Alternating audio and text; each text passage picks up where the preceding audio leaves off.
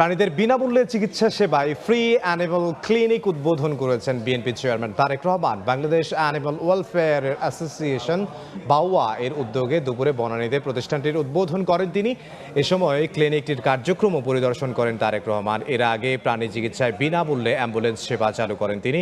বাওয়ার আহ্বায়ক আদনান আজাদ জানান, Bangladesh animal welfare অ্যাসোসিয়েশনের প্রধান পৃষ্ঠপোষক বিএনপি চেয়ারম্যান। দীর্ঘদিন ধরেই এর কার্যক্রমের সঙ্গে যুক্ত তিনি। আগামীতে ক্লিনিকের বিভিন্ন কার্যক্রম নিয়েও পরামর্শ দিয়েছেন বাওয়ার প্রধান পৃষ্ঠপোষক এবং বিএনপি চেয়ারম্যান তারেক রহমান। পুরো অফিস উনি ঘুরে দেখেছেন, আমাদের ক্লিনিক কিভাবে চলবে সেই ব্যাপারে পরামর্শ দিয়েছেন। কোনো মানুষ যাতে সেবা না পেয়ে ফিরে না যায় এটার ব্যাপারে আমাদেরকে উনি বলেছেন।